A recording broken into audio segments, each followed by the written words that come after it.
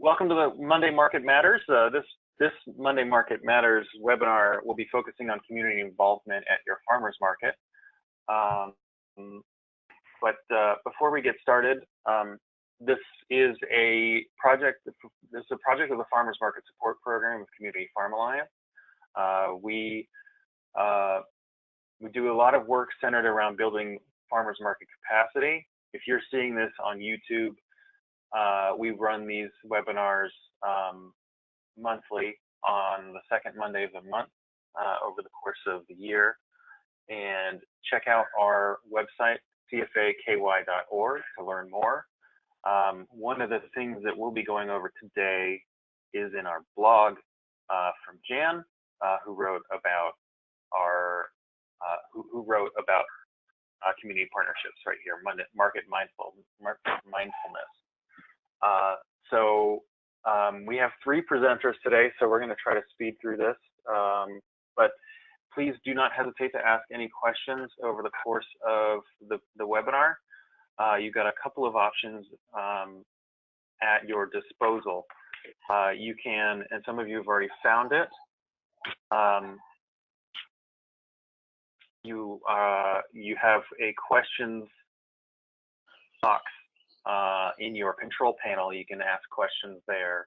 I see a couple in there. Sandy, if you have no sound, you can't hear me tell you what to do. But you can also raise your hand. Somebody has just done that. Let me take a look.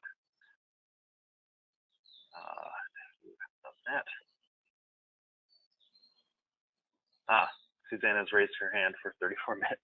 So if you have a microphone and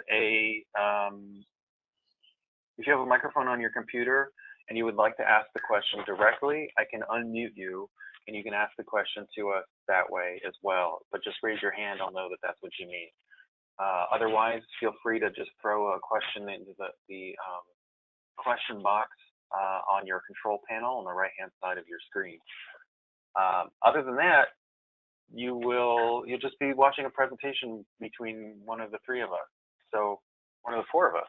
So sit back and enjoy. So with that being said, let me, I'm running the show, aren't I? Yes. Okay. Just really quickly want to introduce our three presenters. We have Jen Nappage. Some of you may be familiar with her as she was a former CFA employee. She now works at UK. We have Martha Payne, who some of you have met perhaps at one of our meetings, either the annual gathering or one of the training sessions for Double Dollars. And you have Val Eisenhorn, who is our connection to the Whitesburg, Letcher County Farmers Market, who's also been a CFA employee, and you've most likely met at one of our main gatherings. So there's a lot of wealth in the room, a lot of wealth of knowledge in the room or in the webinar about community outreach, and hopefully we can answer some questions for you today or give you a good foundation to get started in your own outreach efforts. So without further ado, let me swap. Okay. So let me, Jan, why don't you introduce yourself and we'll go from there. All right. Hi, everyone. I'm Jan Nappage. As James said, I work for the University of Kentucky Extension, and as of January, so I'm new to my position as the food system specialist for the nutrition education program. And so what my focus is within my role currently is to promote food access through different parts of the food system. So farmers markets being just one of those avenues for that. I formerly, before working for UK, worked for CFA in the Southeast counties as the Farm to Table coordinator. And then before that, I had a position at the David School in Floyd County with Appalachia, where I was actually producing and selling at the farmers market. So I have had the opportunity of looking at farmers markets from a variety of angles. And what I like to say that I'm good at is I'm not an expert, but what I like to do is I like to collect information that then I can go and share with others that might benefit them in what they're doing. And so I've spent a lot of time focusing on farmers markets. James, we can go to the next slide. And one thing I'd like to add in my role is our office is working on a farmers market toolkit to help farmers market managers and vendors have a perspective of the SNAP and SNAP eligible audience and them coming to the farmers market. So that's where my role came in. I focus on community partnerships. So there's the connection as to why I'm on the webinar today is because I spent a good amount of time interviewing markets in Kentucky to see how they're doing this and what made them successful. So, all right. So I like to start out, since my title is Food System Specialist, just to say that the farmers market is one piece of a food system.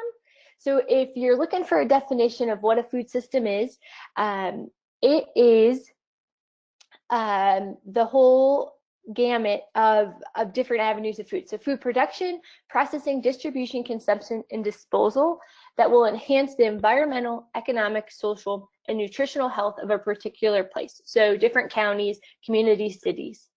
And the farmers market is just one section of that food system. And at the first glance, of course, it is a farmer's direct way to sell to a consumer, but it can also be a venue for community development. And through that can promote the community's economic vitality, food access for all folks, relationship building, and then general prosperity or success of that community. So a quote from a woman with Farmers Market Coalition, Elizabeth Kaminsky, I think I'm pronouncing that correctly, really fits in here. And that is, in thousands of communities across the country this summer, farmers markets are more than simply a place to buy locally grown fruits and vegetables. They are hubs for information and home to thousands of innovative partnerships that teach skills and expand knowledge about food, health, and agriculture. So the farmers market is such a diverse place within a community if we set it up well. James, we can go to the next one. Okay. Ooh. There you go. Okay, so what is the importance of community outreach for the farmers market? So first, it can help your market vendors reach a new and or different set of consumers. So if you're always doing the same thing at your market and you're not reaching out and trying a variety of programming or community outreach, you might not draw in new folks because folks may not know that you're there, may not know what you have to offer, and may not know that you're willing and wanting to partner. Community outreach can promote the increase of market sales, and then of course in turn increase individual farmers' revenue. Community outreach and partnerships could get the market some really great media exposure, whether it's through social media, through a local newscaster, news broadcast, and also potentially in newspapers around your town. And again, that's just going to go back to getting and reaching a new set of consumers that might be willing to come and visit you all. And then lastly, when the market is showing that they are a part of the community, I believe, and the folks that I talk to believe, it's going to promote customer loyalty, to want to come back and take time out of their Tuesday night, Wednesday night, or Saturday morning, whenever your market is, to come and stop by and prioritize getting their produce and or meats, value-added goods from the market instead of Food City, Kroger, etc. Christina Sandalo, I believe is how you pronounce her name, from Wholesome Wave, has a really great quote focus on this, which is fostering connections with community supporters and utilizing the nutrient-rich market space to seed relationships among community groups intensifies the role of the market within the community.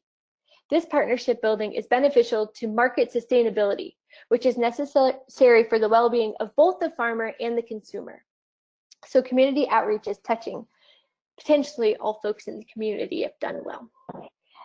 We can go to the next one, James.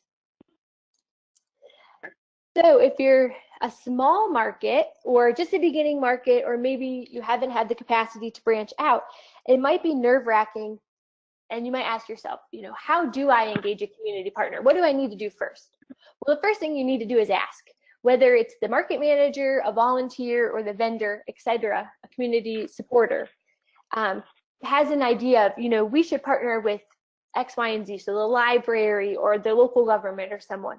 You need to ask them first. You need to go in or make a phone call or send an email and start the conversation. So don't be afraid of it, because the worst thing they can do is say no, right? And then you're just back to where you started. No harm, no foul. And then second, you need to have good communication. So when you're calling or emailing these folks, a potential partner, you need to share what your hopes are, what your wants are, and your needs are for this potential partnership. So be upfront and explain expectations. So, down the road, if it works out, you're not being let down or disappointed potentially by lack of communication of what was expected. We can go to the next one, James. So just some things to remember when we're starting this conversation between a potential partner. So make sure to introduce yourself. Don't assume maybe that they know you or they know about the farmers market. So introduce yourself and your association with the market, and then introduce the market. So how many vendors do you have? Where do you meet? What times do you meet? What days, etc. And maybe even explain other partnerships you've had in the past. Share about how you learned about the partner. So make that connection. Susie from the cafe down the road said that the library might be a great partner to collaborate with for community outreach. And then propose your idea. So what were you thinking this partnership could look like? We were hoping that the library could bring a mobile unit with some books over once a month for kids to be able to get a library card and check out books, and then maybe do some programming. Really spell it out what your idea was. Or you could also ask, we want to partner, but what would it look like for you? And you can even let them kind of steer the conversation of what they think is possible. And then leave some room in your initial conversation for, do you have any questions? How can I clarify? What did I leave out? And then let the potential partner kind of take over for a minute and see what else they need explained. And then, of course, always share your goals and objectives. So what is the market's core values and goals that it is built on, that you're always striving to reach at every market? So whether that's increased income for the farmers, being a place for relationships to be built, food access, etc. Just make sure that you're sharing those and try to see if they align with that potential partner. And then last, if this person, I'm just using the library as an example, so this organization is willing and wanting to move forward with potential partnership, make a second time to meet with vendors maybe, or other team members from the market, and then invite them to invite other team members as well. So you can continue and have a more holistic view of what things could look like. We can go to the next one, James. So when I was talking with the markets that I interviewed when we were working on the Farmers Market Toolkit in our office, I said, what was the most successful community partnership or partnerships with your particular market? And what it came down to for the several markets that I interviewed was they said it was most successful when the community partner approached them first. But they did not say that was the only way they had partnerships. They just said that showed enough enthusiasm and drive that could see that person or that organization was really motivated to work with them. They also expressed that enthusiasm from both sides, the market and the potential partnership, was key, because when folks were, half in, half out, or a little iffy, it always put more stress on one side of the partnership, and that didn't really work. They said that it was most successful when it felt natural. So going back to having those goals and objectives for the market and the organization aligning so that they could walk forward and everyone was kind of meeting those goals along the way. They said commitment to communication or communicating openly was essential to making sure that things were successful and move forward and everything came to fruition. And then lastly, follow through. So making sure that everyone was doing what they said they were going to do. And if it ended up not being possible, then readjusting as time went on. And then folks agreed that when a potential partnership felt forced or one-sided, that sometimes they would decide to, for lack of a better word, cut ties and look for that partnership elsewhere, because as most of you know, all of you know, farmers are not only selling their produce, but they're producing it. And then the market manager, if you have one, has a list of to-dos. And so people don't have time to potentially, hold hands and walk people along. Everyone has to be doing their part. So don't be afraid that if something isn't working out, to say, you know what, right now is not a good time for this.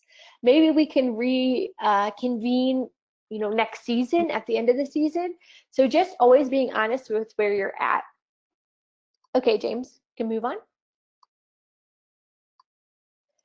So I am just going to give a brief overview of some examples of community partnerships happening in Kentucky, but Val and Martha are going to go in more in depth with their experience of specific ones.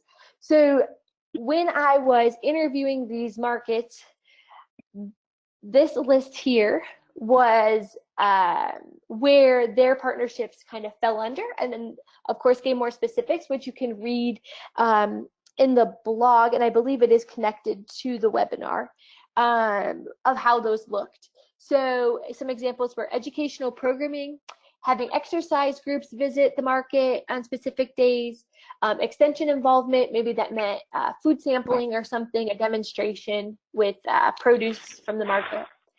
Faith-based organizations supporting the market in a variety of ways. Health departments doing programming, once a month or once a season. Hospitals and clinics, and that could maybe take the maybe would look like promoting vouchers or doing health screenings. The library doing readings and doing a mobile library unit. The local government, whether that's providing space for the market to be, inviting local musicians to serenade the market goers as they visit and buy their produce. Different nonprofits chipping in and helping with different programming. One of the markets interviewed said that the Rotary was highly involved in their market. Two markets said the senior centers would bus over the seniors so they could use their vouchers. And lastly, all three of the markets interviewed said tourism played a hand at some point in partnering with them to do different programming. So I'll just finish up my section. I know that we're running behind and I don't want to take time from those solid examples that you will all get, but James, if you want to go to the next one. Community partnerships are essential when the goal is to make the farmers market a vibrant and successful entity that promotes economic vitality, food access, relationship building, and general prosperity. So what I want to challenge all of you to do within your markets is to maybe find one new community partnership this year, one that's going to work for you all, and see where it goes and kind of test the waters out and give it a go, because you never know what that could bring to your market and how that can promote your farmers and bring awareness to the local products available. And it could just lead to some really awesome, amazing relationship building and growth within the community. So I'm going to pass it along. I believe Martha's next. Thank you for letting me give you the rundown. And if you have any questions, of course, ask. So great. So really quick, Jan alluded to it, but in your control panel there should be a handout section available. You should be able to download a version of the blog post, as well as the slideshow that we are going to share, that you are watching right now. So if there's anything from that you would like to reference later, you will have a copy of it available to you. We'll also send those out in attachments once I can get around to editing this recording and posting it on YouTube. Um, so yeah, so Martha, are you all set? I am. Okay, send it your way.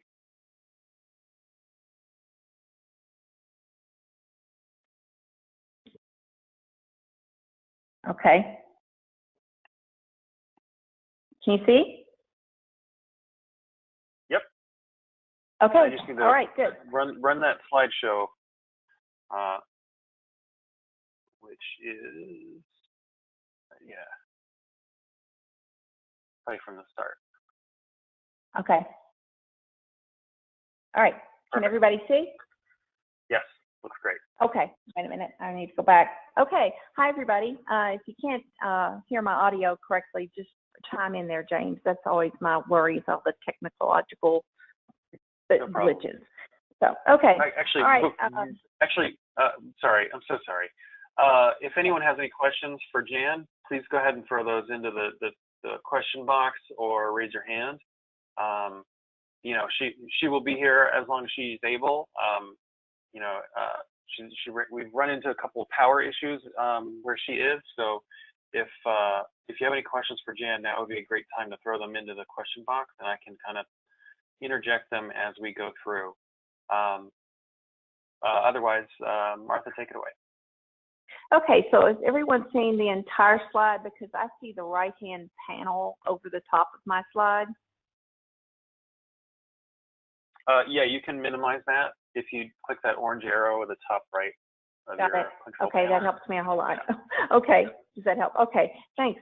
Hi, everybody. I'm glad to be here. I'm not so sure I'm that much of an expert, but I can share with you in the next 10 or 15 minutes what we have done in Montgomery County as far as networking and partnering, and tell you a little bit about our market. Hopefully, some of the things I tell you, you can relate to your own market, and then some things perhaps you can adapt. We are a small town. I call it an emerging farmers market. So hopefully some of this might resonate with you. I know some of the things that Jan said resonated with me. So I got into this kind of by accident. Everything I do, I kind of follow my nose and see where it goes. But I retired from teaching in 2011, and I had a chance meeting with someone in a grocery store, and she said, "Oh, did you hear about the new EQUIP program through NRCS to get a high tunnel?" And so I called the local NRCS office, or actually went by, and on the spot they signed me up for a high tunnel. So I got in on the ground floor of that, and I had been retired about 5 or 6 months. And I thought, okay, I've always been a gardener, and now, wow, I didn't even, know that this was going to drop in my lap. But I've always been a lifelong learner, so I thought, well, I'll just start learning about high tunnels, and started, going to conferences. I need to forward that. I'm not sure how I'm going to forward that, James. Oh, wait a minute. Okay, all right. I found the right control. So, as I said, I've been a lifelong learner, and I started going to all these conferences. I know James said you might have met me at conferences, and we didn't do, I will say we did not do double dollars, so you probably didn't meet me at a conference there, but probably some of you have met me at maybe the Fruit and Vegetable Conference, KSU Third Thursdays, Oak. I've been to Southern SOG. So I just started gathering all this knowledge about how to do a high tunnel. And in the meantime, I was still kind of loosely involved in our farmers market. I was selling honey just a few times a season, a couple seasons, 2009, 2010. And I really didn't know much about our farmers market. But as I started going to all these workshops and classes, et cetera, I was learning more and more about what the farmers market could do in your community. Started meeting people, especially early on. I think I gathered information from state resources and regional resources as compared to local. I kind of started at the top level. one of my first connections, and I guess I could call him a partner now, is with K-Card. I heard Alita Botts give a talk and say, I was picking beans in Menifee County, and I thought, well, that's my next county over, and I went up and introduced myself. Said, oh, I picked beans in Montgomery County, and that became the start of a relationship. So what a lot of things I do is just like follow my nose, and just I'm a people person. Like to gather information and learn. So that's how I started building a network of connections. I would meet other growers at farmers markets throughout the state, and just, you know, other people who were interested in learning. So in 2015, late 2015, our downtown group in Mount Sterling was trying to revitalize their downtown, and we were approached to come on board with that because they were going to build some pavilions and have the farmers market come downtown.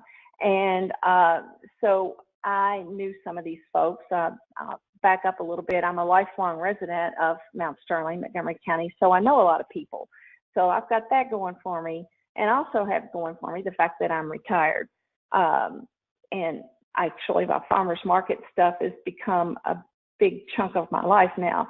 But I knew a lot of these folks, and so I kind of helped our farmers market through a tough time. You know, change is hard, and we voted to move downtown by the summer of 2018. I'll tell you a little bit about that on the next slide or so.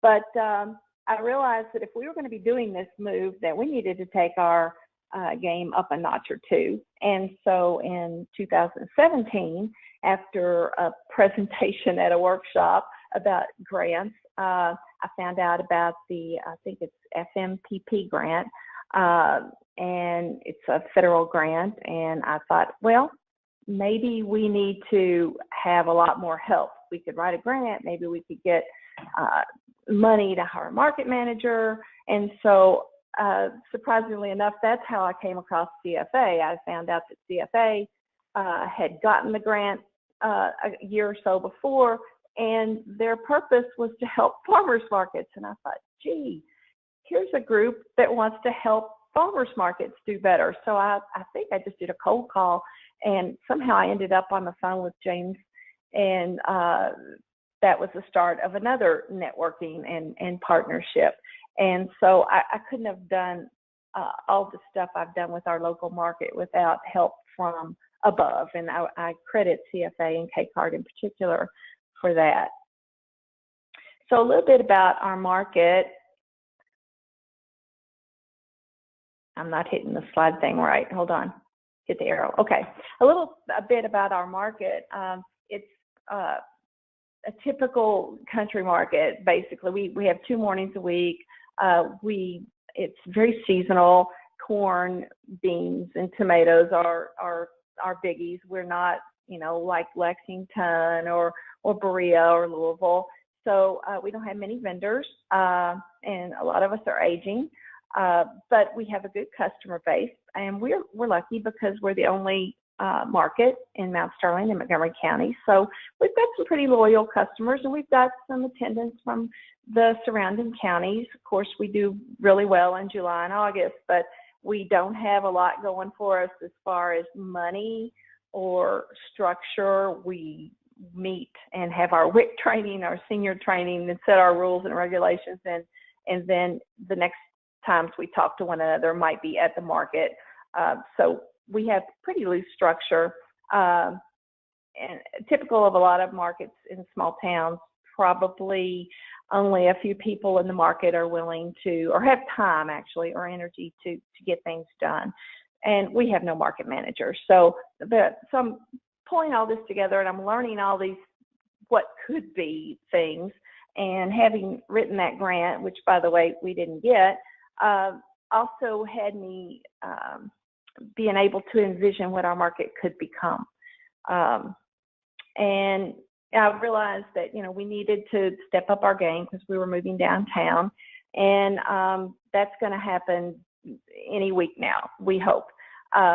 So I'd made all these partnerships sort of in a backhanded way because I had to have letters of support for that grant, and which, had me going around to different businesses and agencies or whatnot.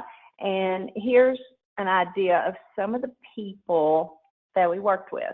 I started with the health department, and it just felt right for me. And they were so receptive. They hosted our first meeting when I got a grant team together. James with CFA came to our meeting in February of 2017, and a couple of our vendors, the market president, our extension agent. And so everybody was kind of like, okay, if you want to write a grant, nobody wanted to do it, but everybody was glad that I was going to do it. So the health department is probably our biggest and best partner. They pass out our WIC vouchers. One thing I did, and you can see with this graphic, one thing kind of leads to another. That's the way I have approached networking. I went to the Chamber of Commerce and asked for a letter of support when I was writing this grant, and she gave it to me, and she said, have you all thought about joining the Chamber of Commerce? And so I talked to our president. It was only $100, and so we joined the Chamber of Commerce last summer. And after we joined, we found out that a first-time perk was that we get $500 worth of free advertising on the radio. And it's like, oh my gosh, that's great. And so we had that going for us. And, I went down and met the guy at the radio station, got to know him. And one thing led to another, and they did our ad. They even did the little music and voiceover for it. We didn't have to do any of that. I had another person who's a owner of editor of a local quarterly magazine, and he came to the grant meeting. He just kind of, I think he follows his nose too. He champions a lot of people in our town, and he has a lot of graphic design ability, and he pretty much designed all of our posters that we used last summer. He had a relationship with the printing company, and when I would pick up posters, then I got to know them, and they were starting to use our logo on the posters and the little cards that we put out last summer. So I got to know them, and everybody was kind of connected. The graphic designer knew the people at the newspaper. So when I would go pay for the ads that we took out, then I got to meet the newspaper personnel, and everybody seems to know each other in a small town, and that can be a very helpful thing. So, I got to know all of these people. I already knew the downtown revitalization folks, and they were very anxious for us to be moving downtown and for us to, make things work and things to go well for us. The junior chef coach was a friend of mine. We had she just approached me and said, hey, we're going to the state fair next, month, and this was last August, and we need to practice. And so it's just like, hey, you want to come and practice at the farmer's market? So all of these that you see on the screen are examples of partners that we used for our market that I approached. The bank was really big. I just did a cold call. And I couldn't agree more with Jan that when you get help from outside interests and they approach you, it's great. But I started with the bank. I called them. I just, on a whim, I thought, we want to do all these things. I'd written all these activities in the grant, and I had, I hoped that we could do at least a few things. And I thought, gosh, we need more money. We just don't have a lot of money. So I called the bank and I said, any chance you guys want to sponsor us for a customer appreciation day? Because we hadn't had one of those in several years, and because nobody wanted to work at them, or nobody had the time or the volunteer hours to put into it. And the bank just the next day said, sure, we'll give you $1,200. And I'm like, wow. So started collecting all these people back together. Can you give me a door prize? You remember me? You wrote a letter of support for that grant a few months ago. Can you can you do a door prize for us? Can you help us with an ad? So these are how I used all of these people to help our market, and we brought it all together. And so this was a fantastic idea and a partnership, and how it really worked. There was a lot of things, of course, that had gone on behind the scenes of, you know, meeting all these people and whatever, and me running ragged, just, you know, putting posters up all over town and things like that. But we had our first Customer Appreciation Day in many, many years last August. And so it was a perfect example of partnering and how everybody came together. So you can see there on the slide, you know, the bank, what their $1,200 helped pay pretty much for all the sausage sandwiches and maybe a little of our advertising. They were so enthusiastic. Their festival market team was there. You know, they just said, let us take over the door prizes, and every 20 minutes on the radio, they were announcing, you know, the door prizes. The radio station came out and did a live feed, and that was fun. And I had, you know, twisted the guy's arm saying, yeah, we could use you probably for 2 hours. He goes, oh no, an hour's enough. And I said, no, I think that we could fill up 2 hours that morning. And I'd already made a relationship with him. So they were there. The junior chef team was there. Anytime you can have kids involved, you're going to get good attendance. Our junior chef team, I'll give a plug for them. They'd won the state fair the year before, the state fair competition. And then they were getting ready, and by the time the state fair rolled around in August 2017, to go to their second year in a row of the competition that they were in. And they won it again.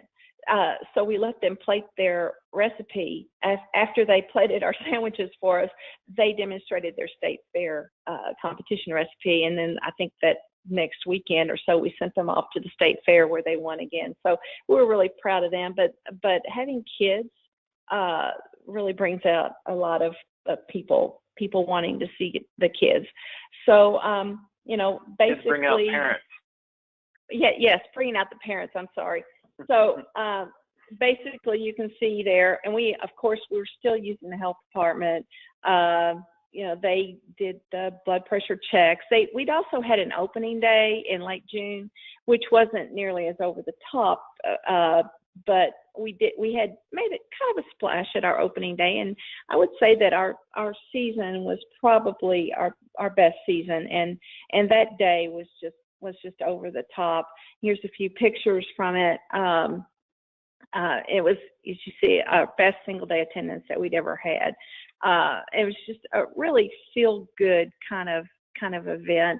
And, you know, what I'd like to really emphasize is how much the other vendors, all of a sudden it energized everybody else in our market. We had, I'd say, I think on the other side, 6 of the 14 vendors actually participated, you know, picking up, you know, garbage bags and putting them in the new trash cans, or carrying water, or carrying the sandwiches from the grill out to where the junior chef teams were plating up and cutting tomatoes. And I mean, we had 6 of the 14 vendors supplied a family member extra, or brought somebody extra to the market to help out that day.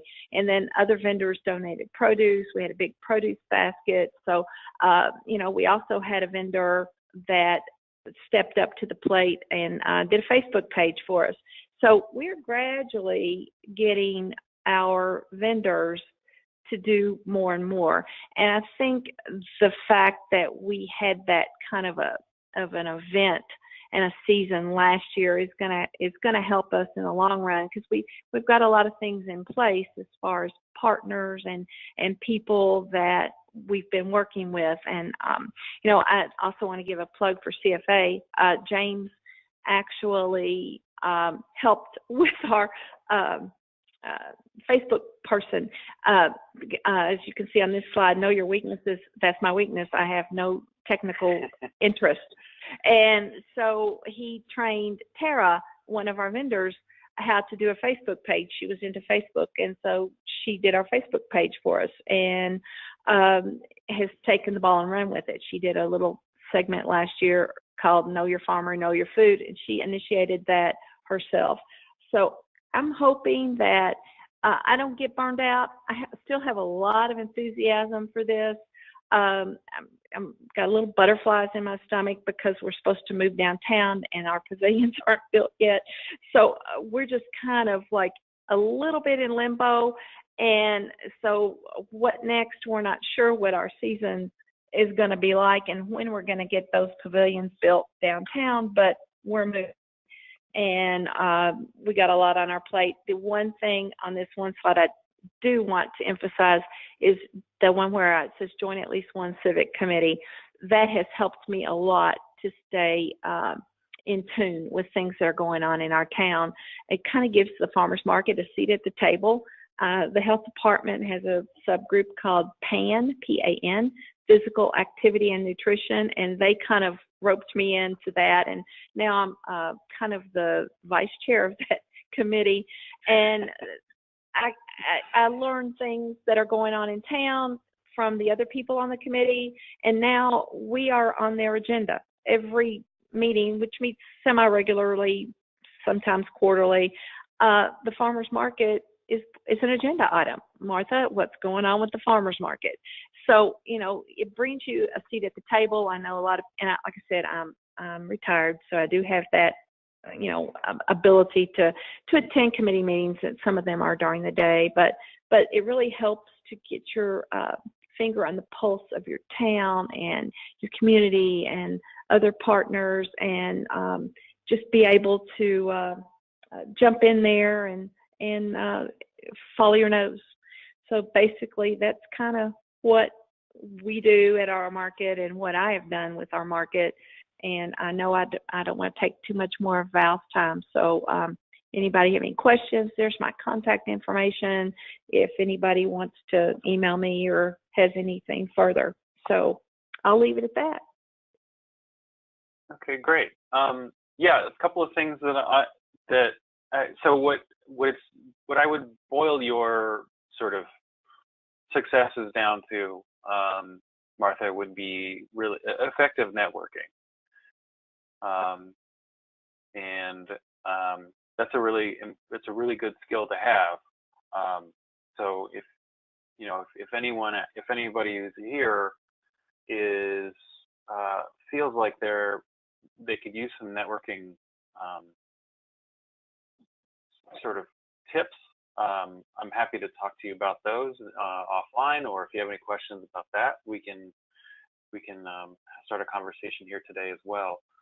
I think one of the things that I really liked about your slide, but one of the lessons was what is it? Don't be afraid of rejection. Embrace no. Learn to love the word no, because, and this is the same thing. All you're doing. It's not unlike being a sales representative for your market.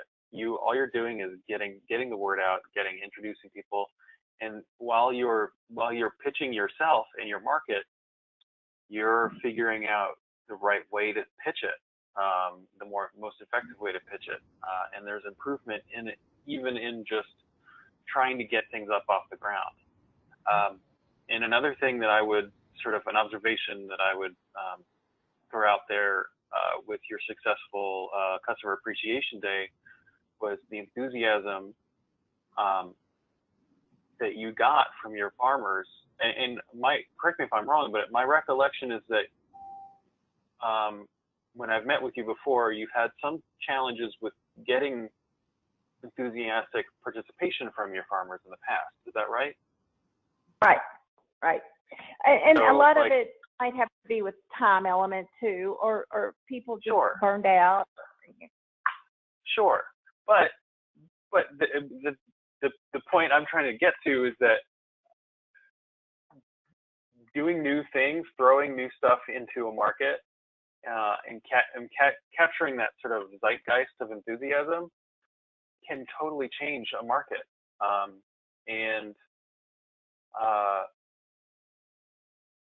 those are good things to chase. And they're not always successful on the first try. They're not always, you're not always going to nail it. But they're a good thing to kind of include in your work plan for the year. And I know that some of you do regular events at your market. And I would challenge those of you who don't to try to do one this year. And if those of you who do, try to do another one. Try to do one more.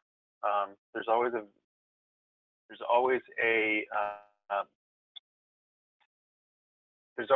way to push yourself, and pushing ourselves is really ultimately the way we grow, the way our markets grow. Yeah. If you guys have any questions, again, feel free to throw them out into the questions box in your control panel, or raise your hand. But we're running close to our hour. We're probably going to go over, so if any of you guys need to take off, that's fine. But I'm going to toss it to Val, and we'll get going from there. Ooh, Val, let me set you up.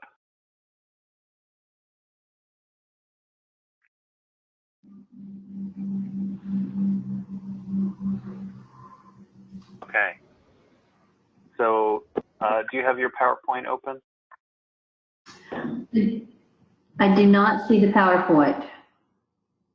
You would need to open yours, but I can run mine if that would be preferable. Let's have you run yours, sake of time. All right.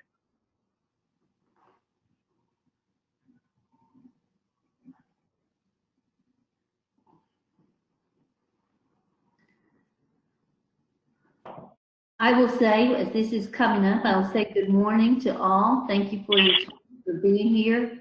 Thanks to the presenters that have gone ahead. I've taken notes, and I'm going to be making some actions based on things that I've heard from these folks.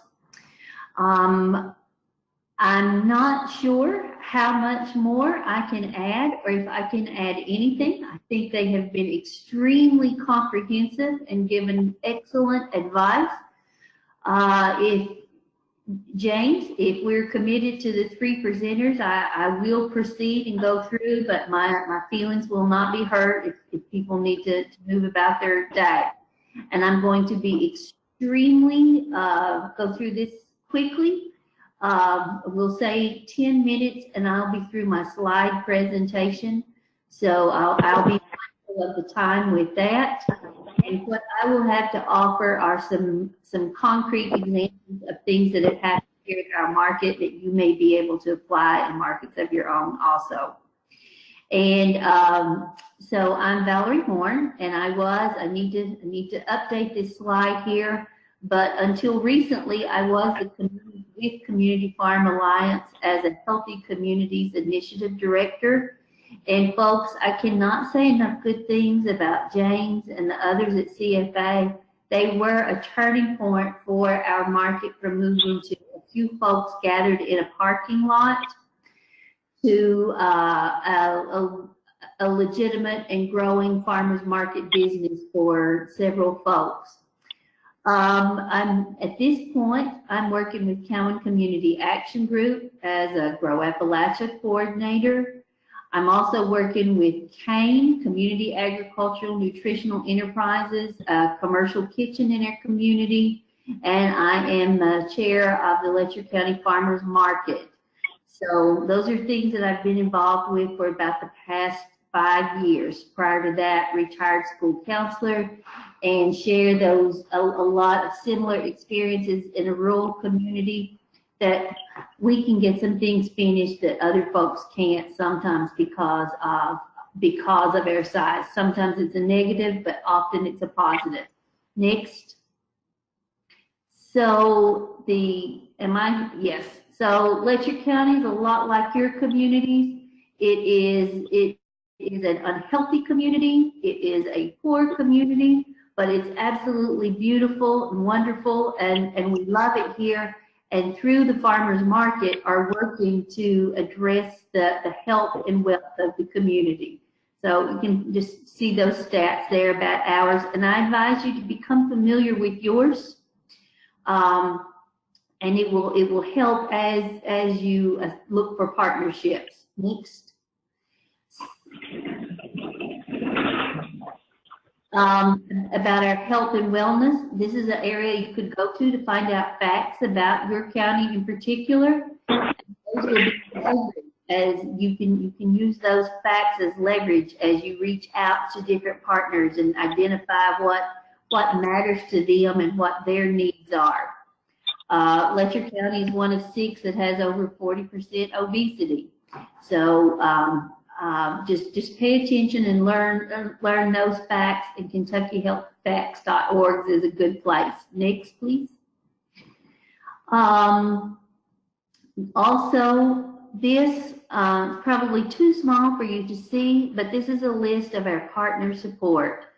At least 30 to 40% of these partners are healthcare, and you have your obvious healthcare partners in your community that have the bricks and the buildings, your health departments, your clinics, your hospitals.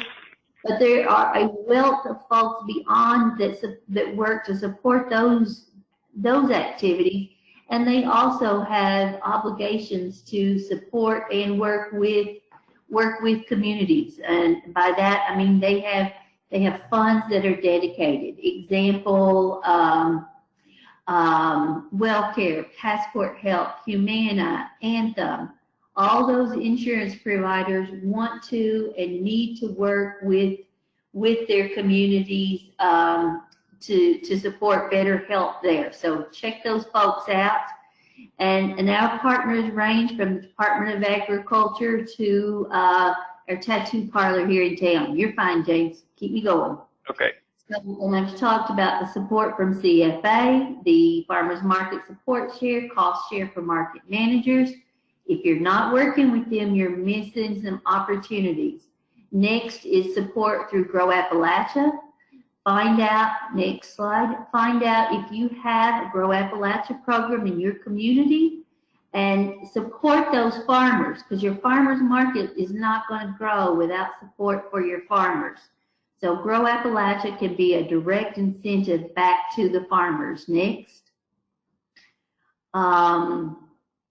We also, in our community, have a pretty strong partnership with UK. I used to be with the Apple Tree Project, Appalachians Together, Restoring the Eating Environment. We did offer cooking classes where folks got ingredients and supplies. But what I would say here is that the UK Health Department, UK and research projects can be a great benefit to your market. So find out what's happening at your extension office, how you can be involved, and as others said earlier, just sort of follow your nose and listen and see what's happening. Next. In addition to the cooking classes, we also did water fountains in the schools. So created a partnership with the schools. Next. And so we're here with the farmers market. We can go pretty fast, James. Next. If you can see at least those lines there, that our pharmacy sales increased, back one slide, increased from like $6,000 in 2013 to $130,000 last year because of those partnerships and incentives that we offer at the market. Next. Things that we have a summer feeding program at the market. That's what a breakfast looks like. That happens through the Kentucky Department of Education. We've got a UK walking program, partnership there. It's okay. Folks who walk to the market get $10 to spend at the market. And then after the market closes this year, they'll get meals from the Cane Kitchen. Next. We also have the pharmacy program, which is our biggest item, which is a prescription for local healthy food. That's at five markets in the area. The Whitesburg market received about close to 100,000 in pharmacy sales last year. So that's like $5,000 walking into your market every week to be spent. So establish those partners with your health agencies, because it is to their advantage to work with you. Next. So the pharmacy program happens with Mountain Comprehensive Health Corporation. That started, though, we didn't just start there. We started first with bags and t-shirts. That's what a Saturday morning looks like at the market as folks get ready to come in. We have crowd control issues at the market. Okay, next. I can play. It looks like this is a video I can play. Here, go ahead and play it. Hit it. Not sure. Can you guys hear the sound?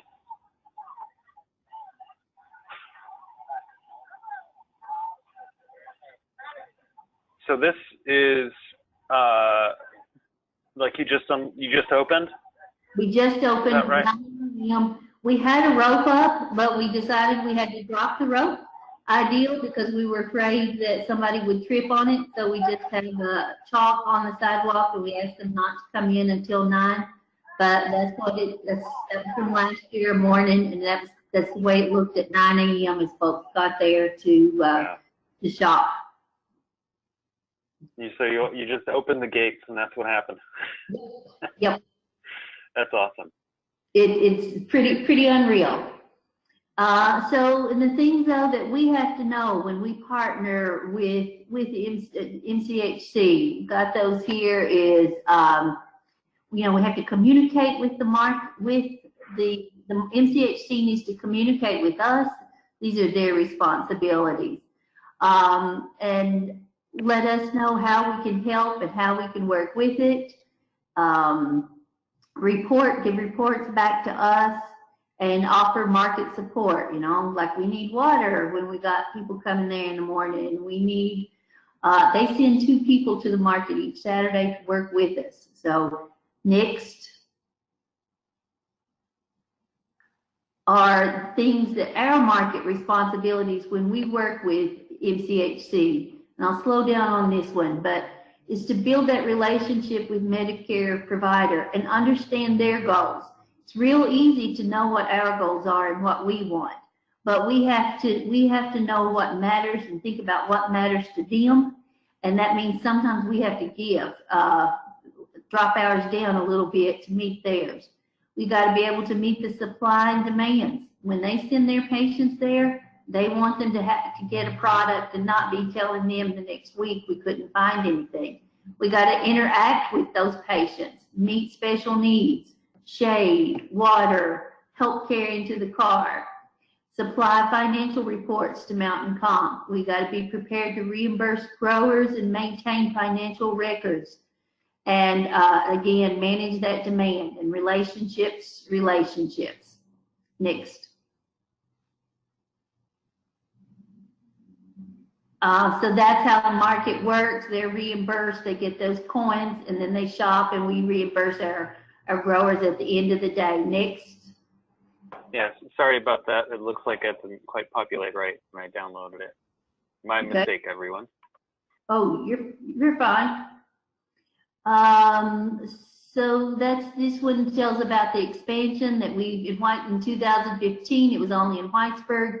2016, Owsley County, and last year it was in 5 markets across the state. And CFA was a factor in making that happen also. Next. But I will say that the pharmacy program is not something that you can really just send a template for, because it's going to be unique for every community. So right now it's about 50% of our market sales. That's what it's been this year. It begins with the medical care provider and those conversations, and we have a high redemption rate of the patients who will be there for that. Next.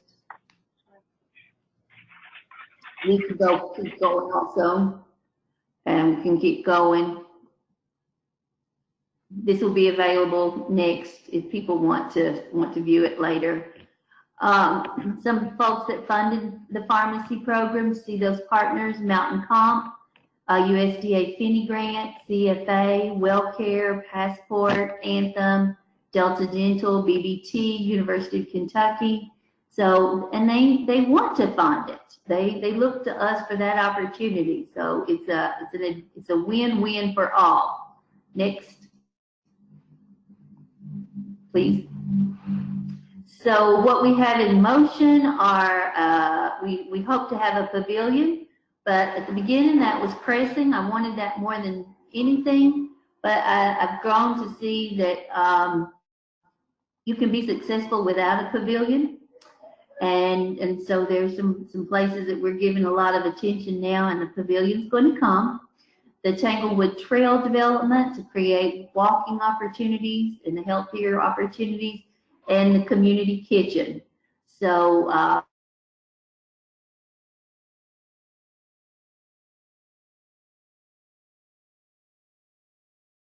Did we lose you?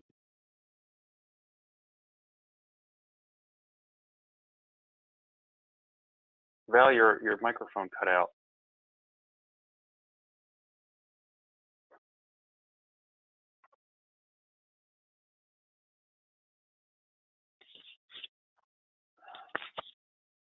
and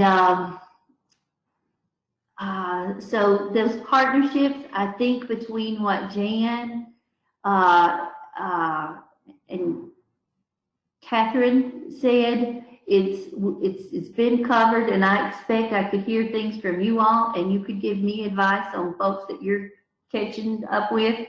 One thing I'm not sure I heard anyone say is we have support also from, as far as work goes, with some community workers. So find out in your community if you can connect with folks who have to give 30 hours of community service each week. And there's a couple ways that can happen. And sometimes it's through drug court. Sometimes it's through folks who need to maintain their health coverage or other welfare benefits. But we've had good success, and for 2 or 3 years have had labor and that from those sources too, and that has been helpful.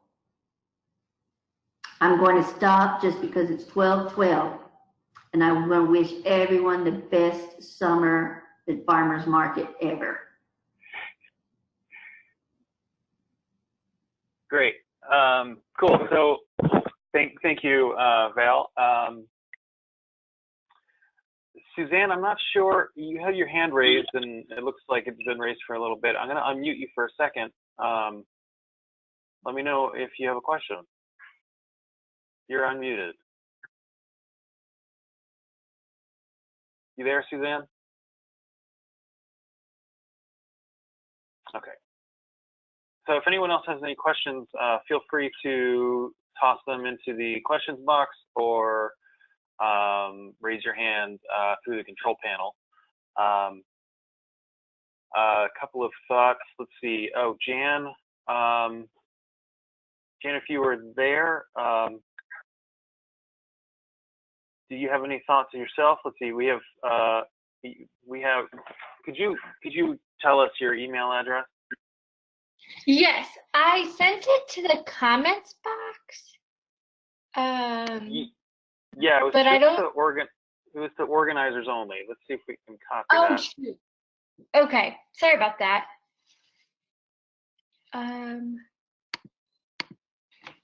Yeah, I can tell you it's that. Whatever. Oh, here we go. I can resend it.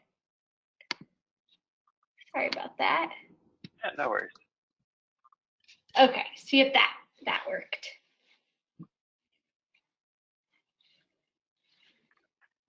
Okay. Cool. Well, any other thoughts you guys have? Anything that you thought about mentioning since someone else has gone on taking their turn? I don't think so on my end. I feel like a lot of ground was covered. So Yeah, I mean, there's a lot to go over, and hopefully, hopefully you will be able to take some time to go through the presentations we gave. I will reformat some of this so it looks a little bit more right.